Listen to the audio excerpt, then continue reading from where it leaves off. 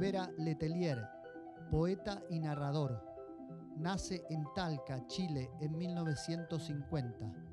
Trabajó en los yacimientos salitreros del desierto de Atacama durante 30 años. Desde hace una década se dedica a escribir. Ha publicado poesía, relatos y novelas, entre las que se destacan La reina Isabel cantaba rancheras, Santa María de las Flores Negras, Romance del duende que me escribe las novelas. Su obra se ha traducido a más de 5 idiomas. Recibió en 2 ocasiones el Premio Consejo Nacional del Libro y la Lectura y fue condecorado con el título de Caballero de las Artes Francesas. A pesar de la sala sucia y oscura, de gentes y de lámparas luminosas, si quiere ver la vida color de rosa, eche 20 centavos en la ranura. Y no ponga los ojos en esa hermosa que frunce de promesas la boca impura. Eche 20 centavos en la ranura, si quiere ver la vida color de rosa. El dolor mata, amigo, la vida es dura. Y ya que usted no tiene ni hogar ni esposa, si quiere ver la vida color de rosa, eche 20 centavos en la ranura. Es un fragmento del poema Eche 20 centavos en la ranura, publicado en el Violín del Diablo en 1926, poeta argentino Raúl González Tuñón, que nos sirve para presentar a Hernán Rivera Letelier, 55 años, novelista, nacido en Talca, Chile. Bienvenido. Gracias. Hernán, ¿qué te sugiere la idea de González Tuñón de 1920, cuando existían esas maquinitas a las que uno le echaba 20 centavos y podía ver a través de ahí las imágenes rosas de una vida dura? Sí, es un poema muy actual, ¿no? Hoy hay que encender la televisión si uno quiere ver la vida rosa, sobre todo esos programas de gente linda. Creo que es lo mismo. Creo que la telerrealidad nos engaña. Da la impresión de que vivimos, sobre todo en Chile, en un mundo rosa, pero dista mucho de ser una realidad, digamos. Hernán, para entrar ya en el terreno de lo que es tu oficio actual, ¿cómo describirías hoy, hacer una síntesis entre tu paisaje de la imaginación, lo que recuerdas de tu paisaje de la adolescencia, de la infancia en Atacama, y el actual? ¿En qué ha cambiado, si es que ha cambiado, ese desierto? No ha cambiado mucho en cuanto al paisaje, porque vivo aún en el desierto, vivo en la costa ahora, en Antofagasta, pero siempre en el desierto. En la costa se vive en esa conjunción casi mágica que es el desierto, el mar y el cielo. Pero yo viví prácticamente mi vida entera, hasta los 45 años, en pleno desierto. Ahí pasé mi infancia, mi adolescencia, ahí yo me casé, tuve mi primer hijo, enterré mi primer muerto, escribí mi primer libro. Nada más que me faltó plantar el primer árbol en el desierto, es un poco duro. Pero aún estoy ahí, creo que no me voy a ir. Me han ofrecido mucho irme a la capital, a Santiago. Creo que soy uno de los pocos escritores que vive en provincia y que escribe desde la provincia y para la provincia. Mis historias transcurren todas en ese desierto. Yo cuando conversaba con mis compañeros de trabajo, porque yo trabajé 30 años en ese desierto, cuando escribir un libro para mí aún era un sueño, yo conversaba con mis compañeros y les decía, mira, ¿por qué siempre tenemos que leer libros que transcurren en lugares tan exóticos como París, Hong Kong, Londres, qué sé yo? ¿Por qué no escribir un libro que transcurra acá, en donde ustedes sean los personajes del libro? Y que ese libro lo lean en París, lo lean en Madrid, lo lean en Lisboa. Y me miraban y claro, era un sueño. Ahora que ese sueño se convirtió en una realidad increíble a veces, porque de pronto aún yo no me lo puedo ni creer, aún pienso que es un sueño. Bueno, ahora ellos, cuando me encuentran a mí en el centro, en Antofagasta, se emocionan, me abrazan, se sienten partícipes de lo que me está pasando, se sienten como que les pertenece un poco también este éxito. Bueno, es un sueño que se ha convertido en una realidad que puede verse aquí, ¿no? Donde mueren los valientes, relatos, Fata Morgana de amor con banda de música, novela, Santa María de las Flores Negras, que ya hablaremos de este libro también, La Reina Isabel cantaba rancheras, la primera novela. Sí, que fue con la que me dio vuelta la vida, una vuelta de carnero increíble. Cuando pasaste de proletario a propietario. A propietario, claro. Y además tenías la sensación cuando la estabas escribiendo de que esta novela te iba a cambiar la vida. Cuando iba por la mitad de la novela y vi que ya la tenía agarrada de la cola, cuando vi que ya tenía novela, que no se me escapaba, intuí, sentí de que era una novela que me iba a cambiar completamente la vida, a mí y a mi familia, por supuesto. ¿En qué consiste el desierto? Porque visto desde afuera de alguien que no vive en el desierto, uno siempre tiende a relacionarlo inmediatamente con el Sáhara, con el desierto de arena, pero este es un desierto muy particular, ¿no? Sí, este es un desierto mineral. Creo que ahí impera el reino mineral. Allí no hay flora ni fauna. El desierto de donde yo vengo se puede describir en dos líneas. Nada abajo, nada arriba, dividido estas dos nada por una raya imaginaria que se llama horizonte.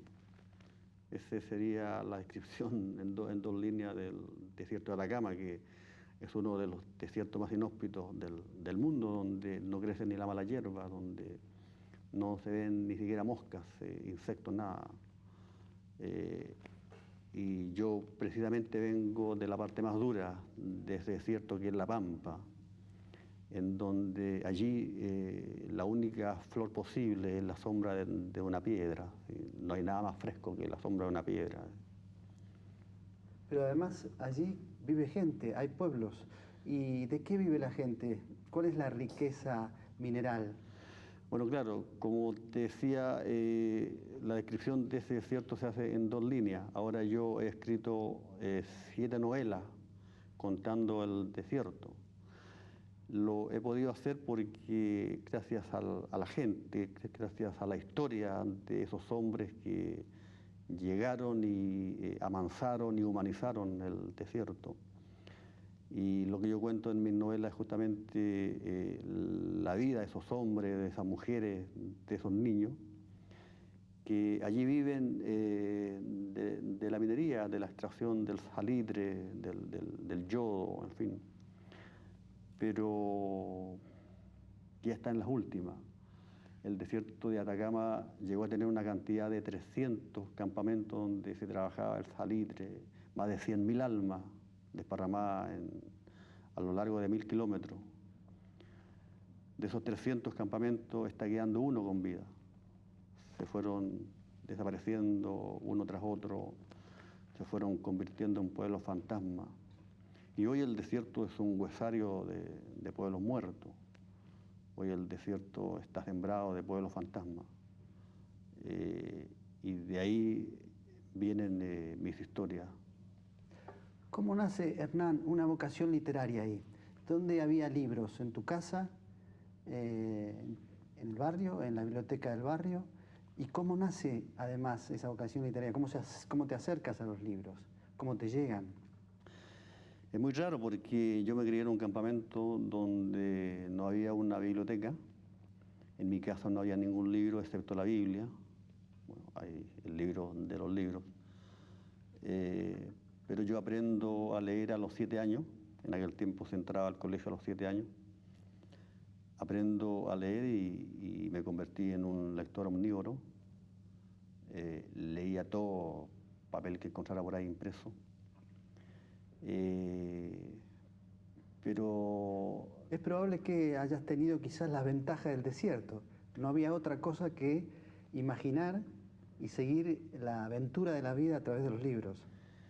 Creo que, mira, yo comencé a leer tarde, yo comencé a leer cuando me puse a escribir. Yo me puse a escribir a los 18 años, 19 años, y empiezo a descubrir a los escritores, empiezo a descubrir que existe un Borges, que existe un Cortázar, un García Márquez. Empezaste por los grandes, ¿no? Por la Exacto, simple. claro. Pero yo soy un convencido de que de no haberme criado en el desierto, yo no habría sido un escritor.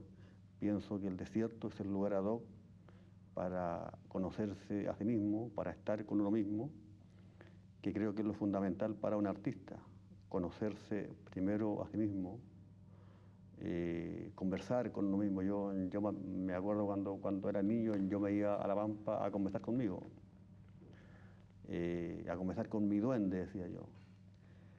Creo que el desierto fue el que me hizo escritor.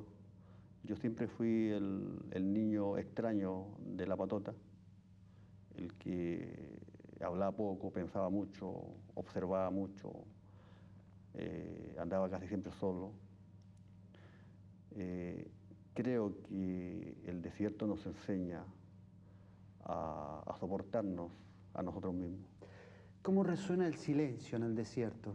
¿Recomendarías además el silencio como receta para los hombres de vértigo de las ciudades que viven con una angustia y la sobrellevan pero no pueden resolverla? Eso es un poco lo que yo le digo a mis amigos en Santiago, en Antofagasta: vayan al desierto a desenchufarse un poco de este movimiento. En el desierto van a encontrar dos cosas que ayudan inmensamente. El silencio, ¿cierto?, que es un silencio transparente, un silencio puro, un silencio que resuena, un silencio que tiene un zumbido como el de los cables eléctricos, o los cables de alta tensión. ¿Has visto cuando zumban eso? Y lo otro que van a encontrar y que les va a hacer muy bien es la soledad, una soledad inmensa, una soledad abismante, una soledad como de planeta abandonado. Creo que el silencio y la soledad del desierto nos dan una lección increíble, que creo que hace muy bien, es como tomarse un tónico. Hay un escritor argentino, creo, ¿no?, que estaba en la biblioteca, que descubrís en la biblioteca y que tiene una gran influencia en ese momento de tu vida, que es Leopoldo Marechal. Claro, eso fue cuando yo me cambié de campamento, porque, como te contaba recién, los campamentos empezaron a desaparecer y desaparecía uno y nos íbamos a otro, y desaparecía ese y nos teníamos que ir a otro. Y yo... Campamentos de... ¿En qué consistía el trabajo concreto? En la extracción del caliche en el desierto, y ese caliche se elaboraba y se transformaba en salitre. Y eso que tú dices se pasó en otro campamento que se llamó Pedro de Valdivia. Ahí yo ya había empezado a escribir, escribía poemas. Y ahí había una biblioteca muy completa, pero del 70 para atrás, así, del 60 para atrás. Y claro, yo escribía poemas, entonces yo iba nada más que a leer poesía. Y me leí todo el Siglo de Oro y la generación del 27 y todo eso. Y un día estaba revisando un anaquel arriba lleno de polvo, y hay un libro que se llamaba Adán Buenos Aires. Yo no lo conocía. Pensé que era un libro de poesía por el título, que me gustó mucho. Lo cogí, le saqué el polvo y era una novela. Y encaramado arriba del piso ahí leo la primera página y me fascinó. Y me di cuenta ahí que yo podría alguna vez escribir una novela, porque Marechal me enseñó que la poesía también era posible hacerla en prosa. Yo decía, yo nunca voy a escribir La Marquesita salió a las 5. Eso es para... No, lo mío era el poder de la palabra, era decir un mundo en un verso. Pero Marechal me enseñó que sí, que se puede transportar el espíritu de la poesía a la prosa. Visto desde ahora, desde este tiempo, un niño o un adolescente en esa época, en medio del desierto, uno recuerda esas palabras de Beckett de palabras como manchas en el silencio y la nada. ¿Qué pasaba con ese poeta que sentías que tenías adentro, en medio de los obreros trabajando? ¿Podías decirle a alguien, a algún compañero, bueno, me gusta escribir poemas? ¿Cómo te hubieran tomado? No, yo era secreto de Estado, eso no se le podía decir a nadie que uno escribía poesía. Yo trabajaba en la mina donde habían puros machos y los viejos eran viejos fornidos, viejos como género humano muy bueno, pero semi-analfabeto, gente que llegó a trabajar al desierto desde los campos de Chile, gente buena para trabajar, pero para los cuales la poesía era cosa de señoritas o de maricones. Entonces yo me guardaba muy bien de contarle que yo llegaba a mi casa a escribir poemas. Y cuando además te proponías esos estilos, tratar de conseguir un estilo que fuera un resumen de Borges, de Cortázar, de García Márquez, y luego contrastabas tus poemas con los que de verdad admirabas, ¿no? Esos poetas del siglo de oro o los de la generación del 27. Hay una frase que yo sé que te decías a ti mismo, que me gustaría que la recuerdes cuando pasaba ese episodio. Pero mira, es un poco lo que le digo yo a los alumnos cuando me invitan a los colegios, a las universidades. Yo le digo, hay que apuntar alto, hay que apuntar lejos en lo que uno quiera hacer en esta vida. Mientras más lejos se apunte, más lejos se va a llegar. A lo mejor no se va a llegar a la meta, pero se va a llegar más lejos que si se apunta más cerca. Y yo les contaba esto, yo cuando empecé a escribir mis primeros versos, yo me comparaba con lo grande, yo me comparaba con Vallejo, con Cardenal, con Pablo Neruda, con lo grande. Comparaba mis poemas con esas obras y decía, puta que te falta, weón, decía yo, y seguía escribiendo, y seguía... O sea, pienso que es el único método para llegar a hacer algo. Hay una relación, o me parece a mí, entre el oficio de la minería y el pulido de un poema. Yo relaciono siempre la escritura con la minería. En la escritura uno igual tiene que sumergirse, ¿cierto?, en su interior y extraer la riqueza que está dentro. Es un poco lo que se hace en la mina. Y para extraer esa riqueza, lo mismo que en la mina, se extrae mucho estéril, y lo que realmente vale es poco. Por eso cuando uno escribe un libro, nunca queda conforme 100% con lo que ha hecho, porque siempre hay estéril, siempre hay cosas que sobran. Lo valioso está en muy pocas páginas. A propósito de eso, quiero leerte algo que supongo que vas a coincidir en parte al menos, que es una declaración en una entrevista de Paul Auster, que dice así, escritor norteamericano, actual, contemporáneo. Sí, lo conozco, estuve con él en Santiago de Compostela una vez, en España, bueno, sí. Probablemente habrán hablado de estas cosas seguramente. Dice Paul Auster, siempre que termino un libro, me asalta una intensa sensación de disgusto y decepción. Es casi un desmoronamiento físico. Me siento tan desilusionado con la pobreza del resultado que no puedo creer que haya dedicado tanto tiempo para conseguir tan poco. Me lleva años aceptar lo que he hecho, comprender que lo hice lo mejor posible, pero no me gusta volver a las cosas que he escrito. El pasado es el pasado y ya no puedo hacer nada al respecto. Lo único que cuenta es el proyecto en el que estoy trabajando ahora. ¿Qué sensación tuviste cuando terminaste tu primera novela, La reina Isabel cantaba rancheras, a pesar de que sabías que te iba a cambiar la vida, ¿Pensaste que sería la primera y la última? Claro, pienso que cuando uno está escribiendo su primera obra, yo creo que todos piensan lo mismo, que va a ser la única obra que van a hacer, por lo menos es lo que pensaba yo, y quise ponerlo todo ahí. Por eso que es una novela donde sobran mucho adjetivo. Ves que la abro cuando tengo que leer algún párrafo por ahí en las charlas donde me invitan, me dan ganas de ponerme a tarjar. Pero como dice Paul Auster, lo pasado, el libro quedó así y va a seguir así. Yo no pienso arreglarlo, ni pulirlo, ni corregirlo. La reina Isabel lleva 18 ediciones, creo, y nunca he corregido nada. Hay cosas que se pueden corregir y pulir, pero así nació y así se queda. Y como dice Paul Auster, claro, uno cuando termina un libro nunca está conforme, aunque trabajó, se sacó la cresta, estuvo años inmerso en el universo de la novela, pero cuando pone el punto final siempre hay un saborcito amargo, o sea, pudo haber quedado mejor. Pero uno ya sabe que es así. Es que es imposible traspasar lo que tiene acá uno al papel.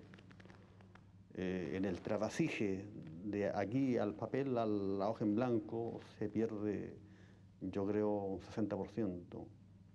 En el trasvasije yo creo que le pasa lo mismo al pintor, en el trasvasije de la pintura que tiene acá a la tela yo creo que se pierde un 60%. El músico, el trasvasije al pentagrama.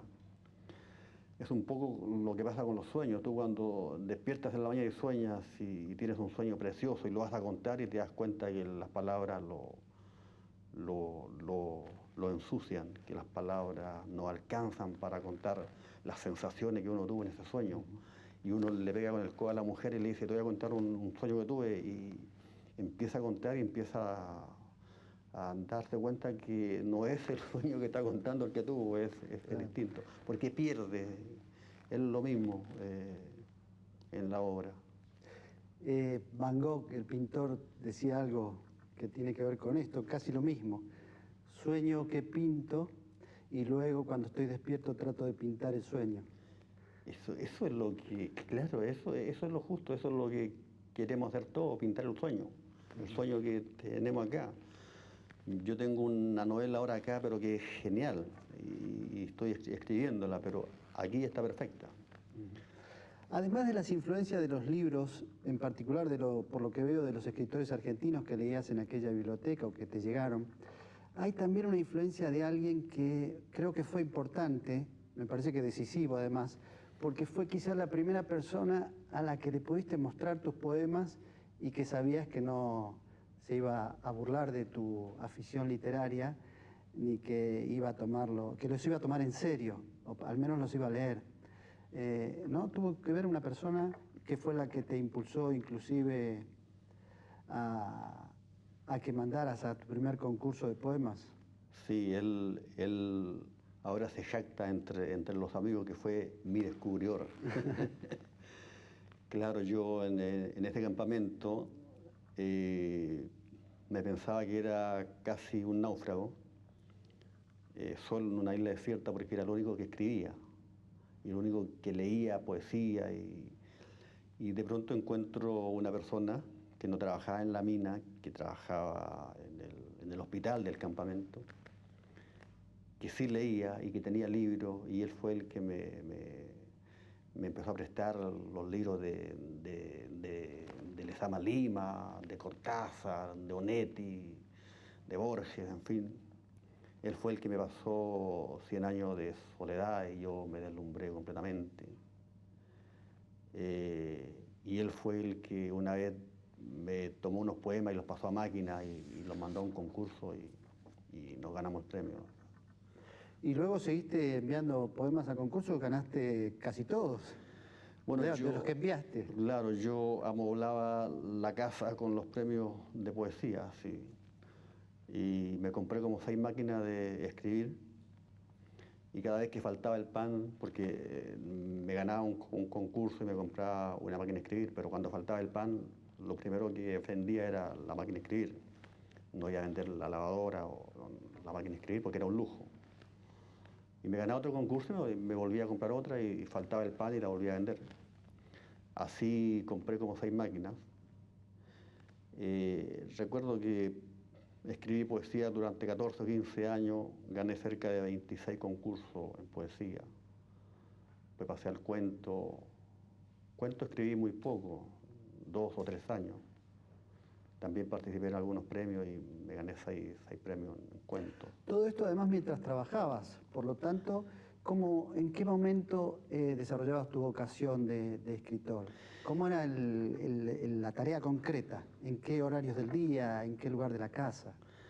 Fíjate que yo siempre he dicho que el escritor o el artista en general tiene que trabajar las 25 horas del día. Y yo trataba de hacerlo. Y en el trabajo mismo, en la mina, yo me escondía a los jefes y escribía o leía y llegaba a la casa y conversaba muy poco con mi familia y me encerraba a escribir, a aprovechar el tiempo. Tenía muy poco tiempo porque trabajaba, qué sé yo, tenía que levantarme a las 6 de la mañana y trabajaba hasta las 7 de la tarde a veces.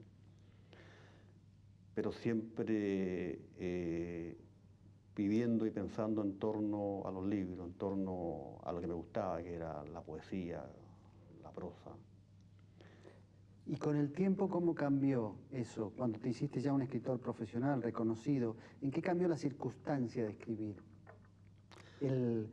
Digamos, ¿en qué cambió? ¿En la casa? ¿Cambió en que ya no escribes en máquina, sino con un ordenador, supongo, con una computadora? Cambió en cosas externas, en cosas adicionales, pero en lo básico no. Yo sigo escribiendo las 25 horas al día. Ahora tengo una pieza, es un lujo, tengo una pieza solo, donde tengo un computador, donde tengo mis libros, donde tengo un sofá para echarme ahí a mentalizar las imágenes, las ideas. De pronto yo digo, no me molesten que voy a trabajar, y de pronto me van a buscar y yo estoy en el sofá durmiendo. Pero sí es el trabajo, o sea, primero tengo que mentalizar. Tengo que soñar. Claro, tengo que soñar esa tela que decía Van Gogh para pintarla. ¿Y cómo ahora que ya pasó el tiempo, que ya te convertiste en un escritor reconocido, o sea que el sueño está casi cumplido, por lo menos el sueño personal, podrías reconocer el origen de la vocación? Esto es, a ver si puedo explicarme, porque lo que uno nota en los artistas, en los escritores, en los pintores, en particular, en los músicos a veces, que hay siempre en el fondo de la historia como un corte, una pérdida muy grande que tiene que ver quizá a veces con la salud, a veces con la familia, a veces con los padres, y en este caso tuyo parece que se tuviera que ver con el desierto, que el desierto supone como un corte con el mundo real, el mundo que aparecía a través quizás de la radio o de los libros que te llegaban, pero entre ese mundo y vos había un desierto. ¿Ese tajo es casi fundacional de una vocación que uno necesita llenarlo con? Yo creo que va por ahí. Yo creo que la soledad en que viví, ¿cierto?, me llevó a esta introspección, a pensar mucho, a imaginar mucho, a soñar mucho y a leer mucho. Entonces yo me leía la Biblia, yo me amanecía con la Biblia, que era el único libro que había en casa, leyendo la historia de José y sus hermanos, leyendo la historia de Sansón y Dalila, leyendo la historia de Jesús en Nazaret, leyendo el Génesis, qué sé yo, la historia de Job, y los leía como cuentos, como novelas, como historias, como poesía. Ahí está el Cantar de los Cantares también. Y creo que lo otro que me marcó mucho fueron las historias que yo escuchaba en mi casa, porque en mi casa mi vieja daba pensión a los mineros, y a mi casa llegaban a comer cerca de 40 viejos que trabajaban en la mina, y en las noches, después de cenar, se quedaban conversando alrededor de una vela, y yo me metía debajo de la mesa. Yo era un niño de 5 o 6 años, me metía debajo de la mesa a escuchar esas historias que se contaban, historias de aparecidos, historias de fantasmas en el desierto. Creo que por ahí viene la vocación de contar historia, porque yo soy eso, un contador de historia. Yo no soy ni un intelectual, ni nada que se parezca. Yo soy un obrero de la literatura, un contador de historias. A propósito de eso, uno de tus escritores admirados de esa época, y supongo que actualmente también, Gabriel García Márquez, dice: los seres humanos no nacen para siempre el día en que sus madres los alumbran, sino que la vida los obliga a parirse a sí mismos una y otra vez. Y tengo una cita que también tiene que ver con algo que te va a provocar unas reflexiones. Dice Oscar Wilde: no existen más que dos reglas para escribir: tener algo que decir y decirlo. Pero en tu caso hay como una regla más que es personal, que tiene que ver con qué. Claro, lo mío sería entonces tener algo que decir, decirlo, pero sin tener frío. Cuando me preguntan a mí qué necesito para escribir, yo digo un tema y no tener frío. Como me crié en ese desierto con un calor insoportable, yo prefiero el calor al frío. Yo he rechazado viajes a Alemania, por ejemplo, porque me han contado que hace un frío terrible, entonces no voy, ¿no? Bueno, lo del frío lo podemos resolver. ¿Cómo resolvemos lo del tema? ¿Cómo aparece un tema cuando has terminado una novela que te ha llevado mucho tiempo a escribir, que te deja, como decía Auster, con la sensación del desmoronamiento físico, de que ya no hay más nada? ¿Y cómo aparece el tema, el próximo tema? Fíjate que hasta ahora yo no había tenido problema con eso y me jactaba siempre en las entrevistas y decía, yo no he sufrido nunca ese vacío postparto del que hablan mis colegas, porque yo estoy dando a luz una obra y ya estoy embarazado de la siguiente. Yo estaba terminando una novela y estaba ya tomando apuntes para la otra. Incluso a veces me sorprendía escribiendo ambas a la vez. Y eso me pasó hasta la novela número 7, hasta El romance del duende que me escribe las novelas, que es un libro que publiqué en noviembre del año pasado. Pero después de ese libro se me ocurrió a mí hacer una excursión en política.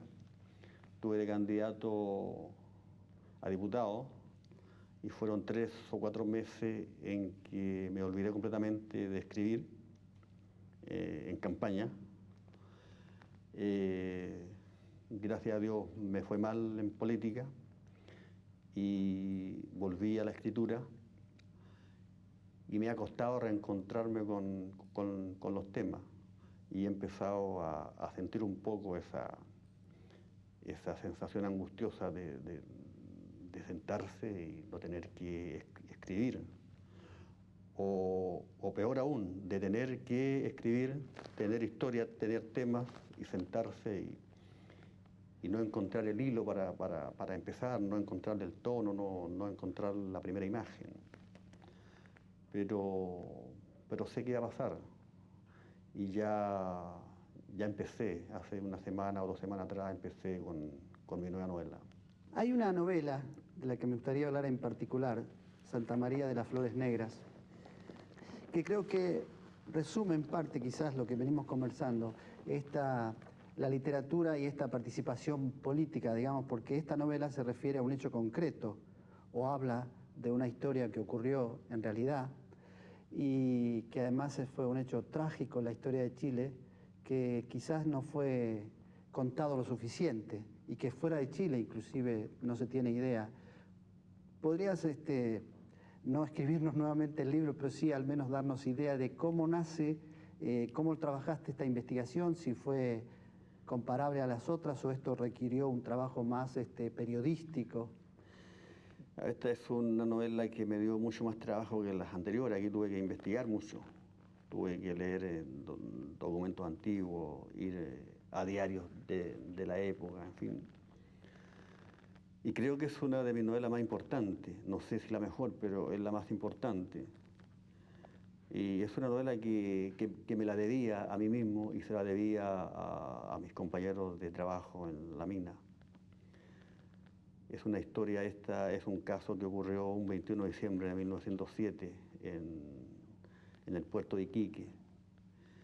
Esta historia yo la escucho por primera vez en un disco, en un long play que hicieron Quilapayún. La primera vez que yo escucho esta historia. El disco, digamos, es la cantata de Santa María de Iquique, del grupo Quilapayún. Exacto. Yo era un adolescente, era un joven cuando escucho por primera vez esta cantata. Y viviendo yo en La Pampa, nunca había oído contar de este suceso. Eso indica cómo fue de atroz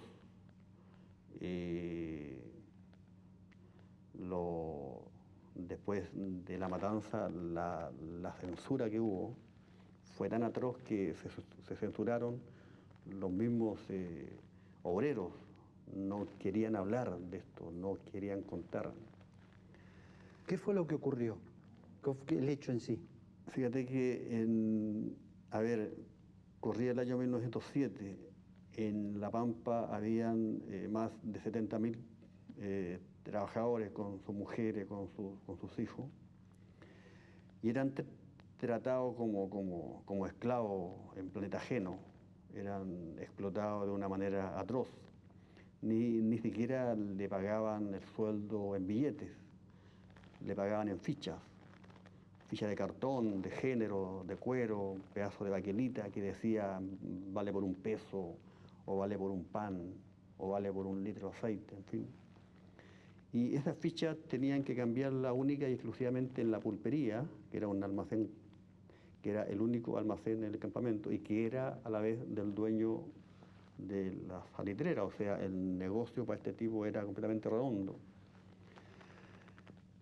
Eran explotados, no había seguridad en los trabajos, en fin.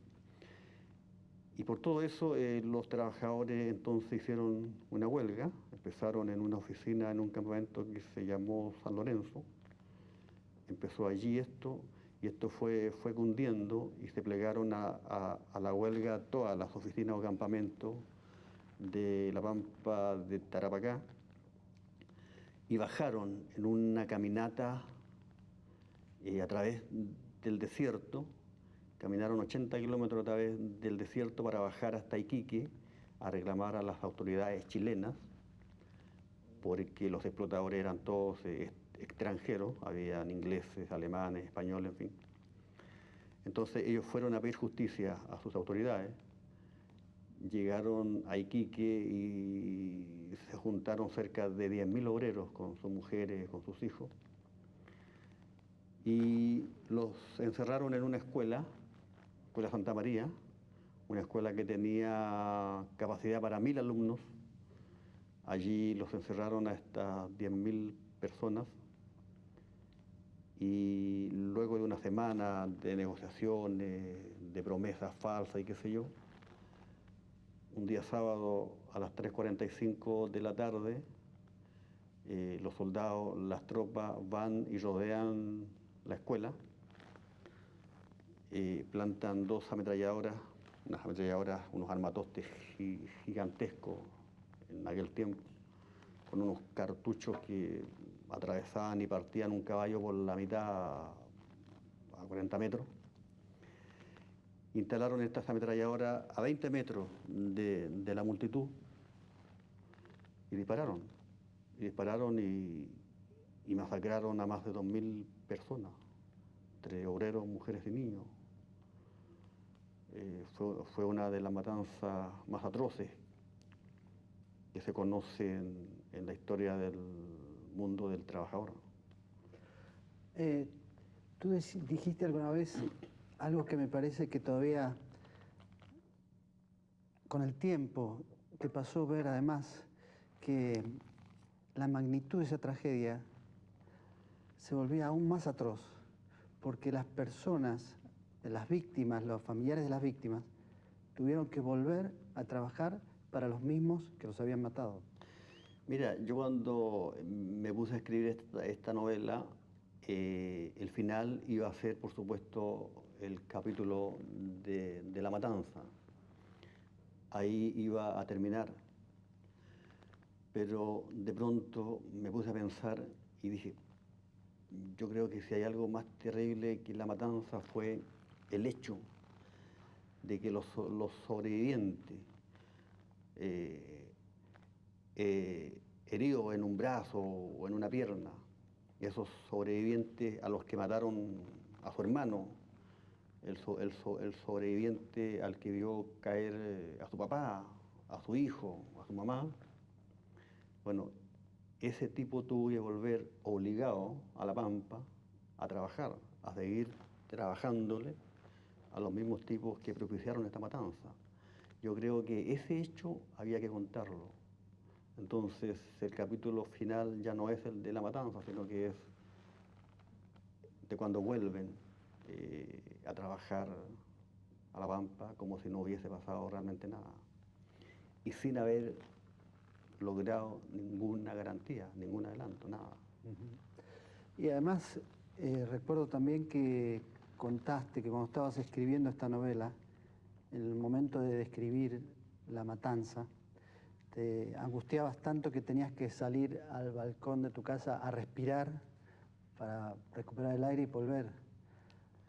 Mira, fue tan atroz esto que mientras escribía este libro, yo tuve que investigar mucho, entonces yo tenía todos los datos de cómo fue, tenía las cartas, los partes que mandó el general al intendente, tenía los telegramas que mandó el ministro del Interior, a Iquique, en fin. Tenía todos los antecedentes y era tan atroz lo que pasó que yo no quería llegar al capítulo de la matanza y me devolvía a pulir, a corregir. Bueno, y cuando ya no hubo posibilidad de devolverse más y me senté a escribirlo, en verdad fue fuerte.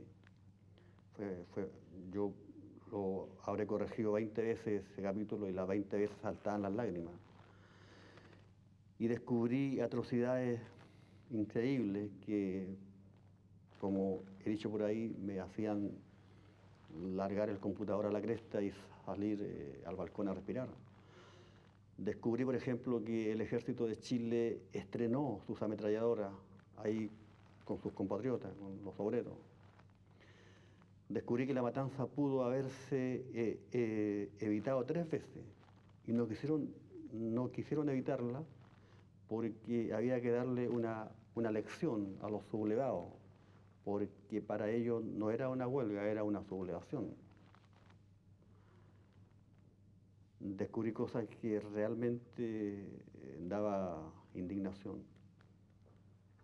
Hernán, volviendo al tema, bueno, que sigue siendo el mismo, el de la política, principios del siglo pasado, principios de este, tenés una intervención política de la que decís que fracasaste. ¿Qué pasa con un escritor popular que es muy leído, que llega a sus compañeros, que escribe sobre su propio territorio, sobre su propia gente, pero que cuando es candidato, cuando tiene la posibilidad de representarlos, no cuenta con el apoyo popular? ¿A qué se debe esa situación? Creo que se debe a lo que me dijo mucha gente, y me decían mis amigos incluso. En Chile, como creo en todo el mundo, la política o los políticos están muy desprestigiados, muy desprestigiados. Y en Chile igual. Entonces mucha gente me decía, no, yo no voy a votar por usted, porque yo a usted, yo lo quiero como escritor, y no quiero que se malee con la política, y no quiero que se pudra con los políticos. Y mis amigos incluso me decían, no, yo no pienso votar por ti. Así todo, hubo mucha gente que no me quería y que votó por mí. Porque para hacer la primera vez y con una campaña tan transparente que ni se veía, sacamos una cantidad de votos impresionante. Pero creo que me di cuenta de una cosa. Me di cuenta que tal vez como diputado pude haberla hecho bien, porque yo pensaba trabajar y convertirme en un buen diputado, en el mejor diputado en la historia de Chile. Pero para lo que no sirvo es para candidato. Yo me di cuenta que para candidato no sirvo. Para ser un candidato hay que recibirse primero de carepalo, hay que recibirse, no sé, de charlatán. Hay que prometer cosas que uno sabe que no va a cumplir. Entonces, yo hice muchas cosas que un candidato nunca debe hacer y no hice cosas que un candidato sí debe hacer todos los días. Más bien fui un anticandidato. Y el día de la votación, cuando supe que no había sido elegido, bueno, a la mañana siguiente cuando desperté fue como que si me hubiera desprendido de una mochila llena de piedra. Desperté casi con alas, casi levitando. ¿Sí? ¿Y qué fue lo que te impulsó a hacer esa experiencia política? Me habrán pillado en el minuto huevón, digo yo.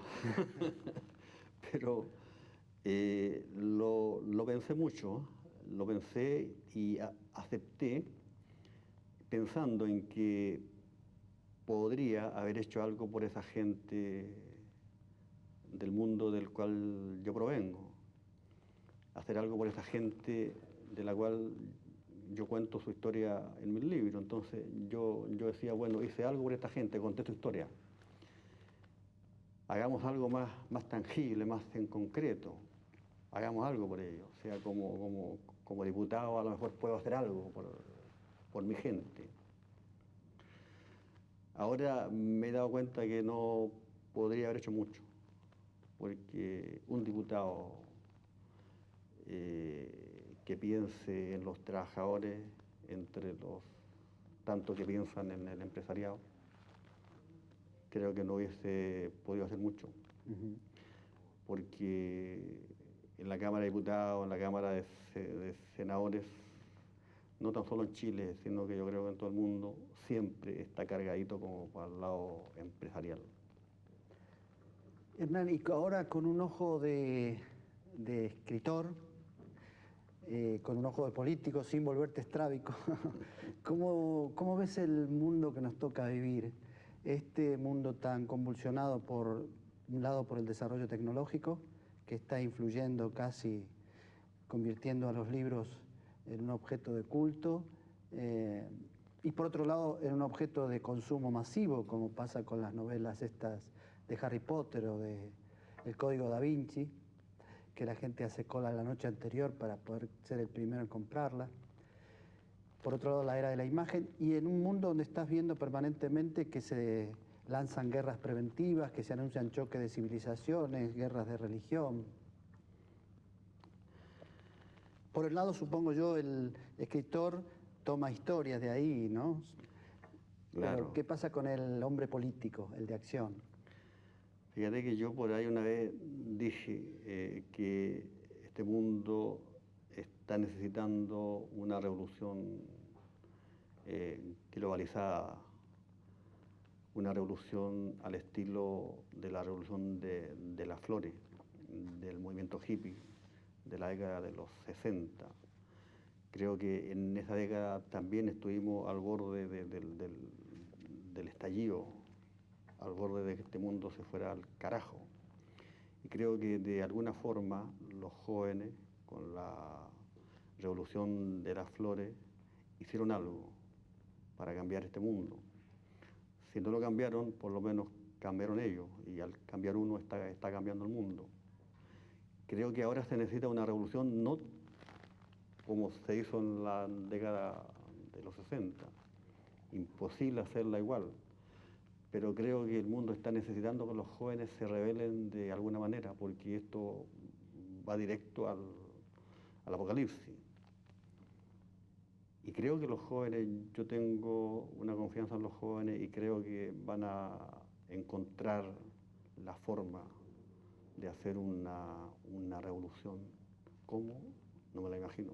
Bueno, entonces, para el final, si me permites, y a propósito de esto te lo pregunté, porque habla de esto también el poema de González Tuñón, quería despedirte con El poeta murió al amanecer, de Raúl González Tuñón, poeta argentino con el que abrimos la conversación. Bueno, antes que leas, te tengo que decir que yo fui poeta durante 15 años y en Antofagasta empezaron a morir los poetas, y se murió el poeta Andrés Sabela, y se murió el poeta Rendi, y se murió el poeta Valenzuela, y se murió, en fin. Entonces yo, para hacerle una cachaña a la muerte, me cambié de rubro, me cambié a novelista. Bueno, pero en nombre de esos poetas dice así: sin un céntimo, solo tal como vino al mundo, murió al fin en la plaza frente a la inquieta feria. Velaron el cadáver del dulce vagabundo dos musas, la esperanza y la miseria. Fue un poeta completo de su vida y su obra. Escribió versos casi celestes, casi mágicos, de invención verdadera. Y como hombre de su tiempo que era, también ardientes cantos y poemas civiles, de esquinas y banderas. Algunos, los más viejos, lo negaron de entrada. Algunos, los más jóvenes, lo negaron después. Hoy irán a su entierro 4 amigos de veras, los parroquianos del café, los artistas del circo ambulante, unos cuantos obreros, un antiguo editor, una hermosa mujer, y mañana, florecerá la tierra que caiga sobre él. Los que le vieron dicen que murió como un niño. Para él fue la muerte como el último asombro. Tenía una estrella muerta sobre el pecho vencido y un pájaro en el hombro. Gracias, Hernán, por estar aquí. Muchas gracias a ti por invitarme.